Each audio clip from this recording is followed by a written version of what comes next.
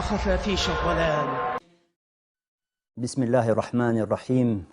إن الحمد لله نحمده ونستعينه ونستغفره ونعوذ بالله من شرور أنفسنا ومن سيئات أعمالنا.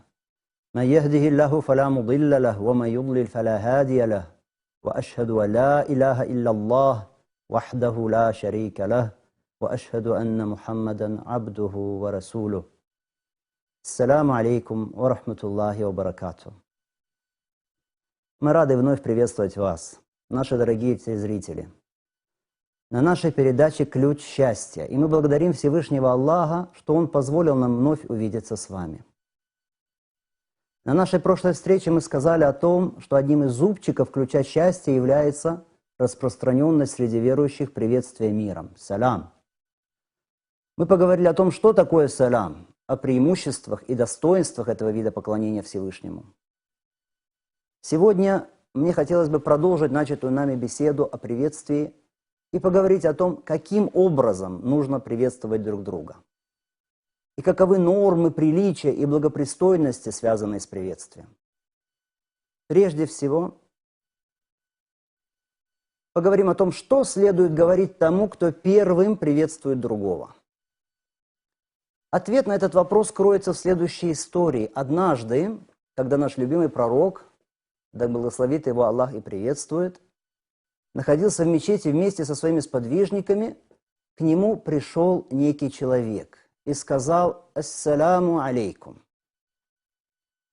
Пророк, да благословит его Аллах и приветствует, ответил на приветствие этого человека, после чего этот человек сел, а пророк, саллаллаху алейхи вассалям, сказал: 10.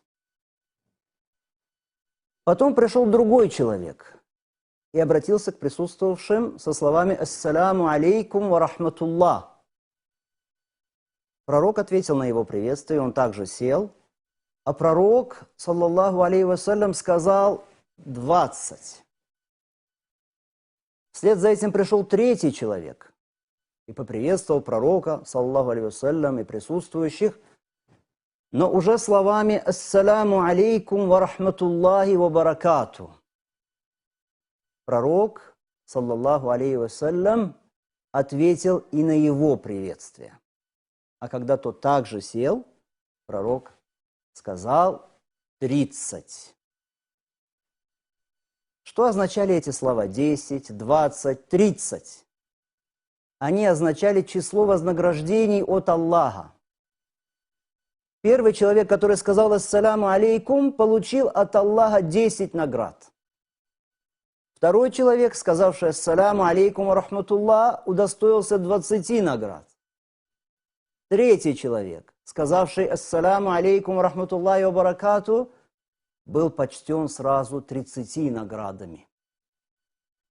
Эта история учит нас тому, что самой лучшей и самой высшей формой приветствия являются слова «Ассаляму алейкум ва рахматуллахи ва баракату».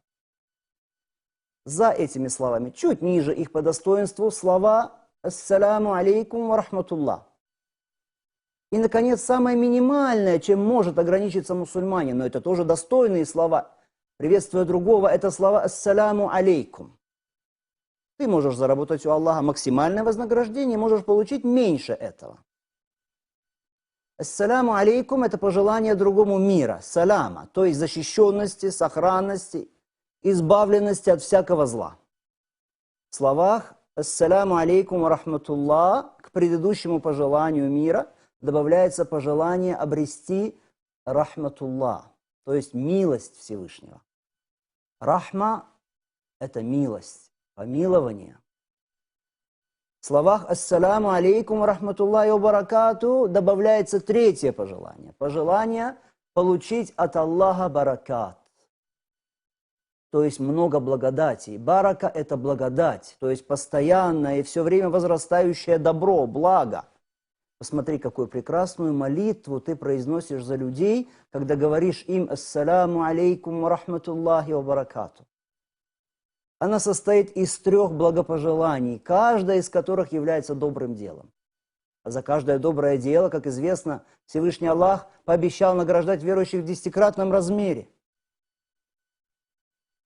Итак, мы поговорили с вами о том, что должен говорить тот, кто первым обращается с приветствием к другим.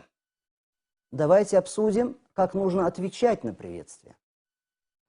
Ну, во-первых, надлежит знать о том, что отвечать на приветствие салям является обязательным религиозным предписанием.